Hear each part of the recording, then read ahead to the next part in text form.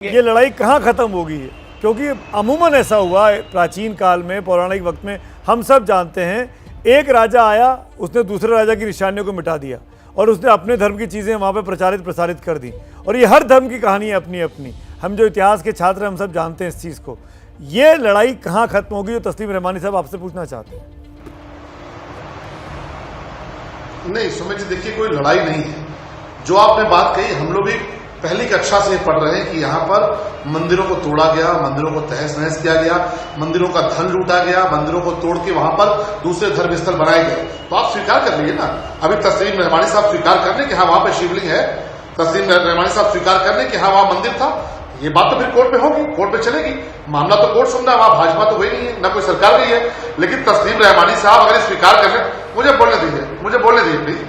आप तस्लीम रहमानी साहब इस सच को स्वीकार कर लें, जो ऐतिहासिक तथ्य है उसको स्वीकार कर लें। तो जब इस तथ्य आता है तो वर्शिप एक्ट के पीछे जाके खड़े रहते हैं। आखिर वर्शिप एक्ट की वकालत क्यों कर रहे हैं? दो चीजें हो सकती हैं, या तो आप स्वीकार करिए कि हाँ तोड़ा है, लूटा है, दूसरे धर्म स्थल बनाए गए हैं, फिर आप कहिए कि हाँ वर्शिप एक्ट इसीलिए लाया गया कि अब उस पर कोई विवाद ना हो, क्योंकि लूटा तो है, तोड़ा तो है, धर्मस्थल बनाए तो है, लेकिन अब नहीं देना चाहते।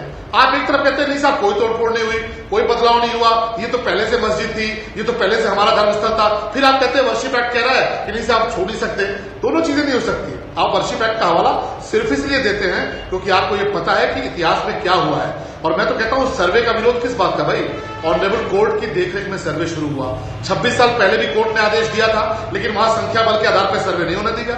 संख्या बल इकट्ठा हो गया, हुजूम इकट्ठा हो गया, हम नहीं होने देंगे। तब संविधान कहां चला गया था? तब कानून कहां चला गया था? ट्रिपल तलाक के मसले पर भी आपने यही किया। जब ट्रिपल तलाक का मसला आया, आपने राजीव गांधी की सरकार थी, आपने संख्या बल के आधार पर सुप्रीम कोर्ट का फैसला पलट दिया कि नहीं मानते हैं। तब शरीयत महत्वपूर्ण हो जाती है आपके लिए, तब आपके लिए आपका मुस्लिम लॉ महत्वपूर्ण हो जाता है। अब आप कहते हैं संविधान और कानून को मानते हैं। आज ओवैसी साहब को कंडेम करिए। अगर आप कानून को मानते हैं, संविधान को मानते हैं, तो सबसे पहले तो ओवैसी की आलोचना करिए, जो खुलेआम बोल रहे हैं, सुप्रीम कोर्ट के खिलाफ बोल रहे हैं, वो वहां पे राम मंदिर के खिलाफ बोल रहे हैं। तो वहां पे आपको संविधान याद नहीं आता, आपको वहां पे कानून याद नहीं आता। आप सर्वे का विरोध करते हैं, आपको कानून और संविधान याद नहीं आता।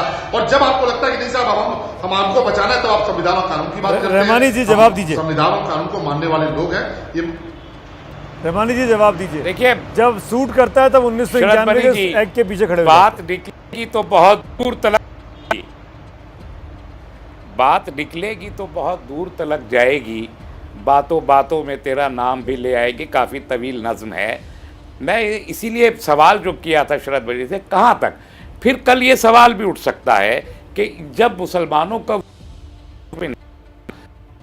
सारे मंदिर, बौद्ध मंदिर तोड़े गए थे, लोग कहते हैं लाखों मंदिर तब भी तोड़े गए थे, क्या उनको भी उसके लिए आप माफ़ी मांगेंगे कि इस देश से बुद्धिस्ट का वजूद मिटा दिया गया और वो भी तलवार के जोर पर मिटाया गया? कैसे इनकार किया जा सकता है? आज देश में तीसरे नंबर की लार्जेस्ट पॉपुलेशन बुद्धिस्ट है, मगर देश के अंदर नहीं है। देश में तो 2.5% ही बुद्धिस्ट होंगे। 15 देशों में बुद्धिस्ट की सरकारें मौजूद है। वो सब यही भारत से निकाले गए लोग हैं, जो बाद में जाके उनकी जनसंख्या बढ़ती गई, फिर वो सरकार में आ गए। क्या उसके लिए बुद्धिस्ट से माफ़ी मांगेंगे शरद बनी जी या उनकी पार्टी?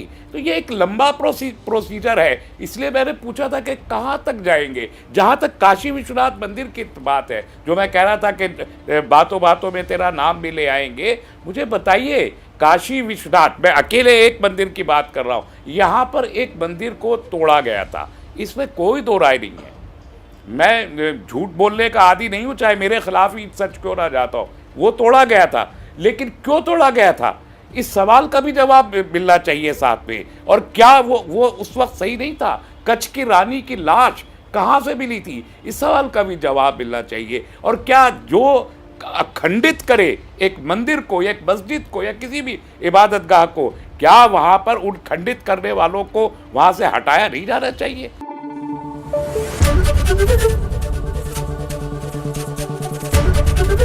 एबीपी न्यूज आपको रखे आगे।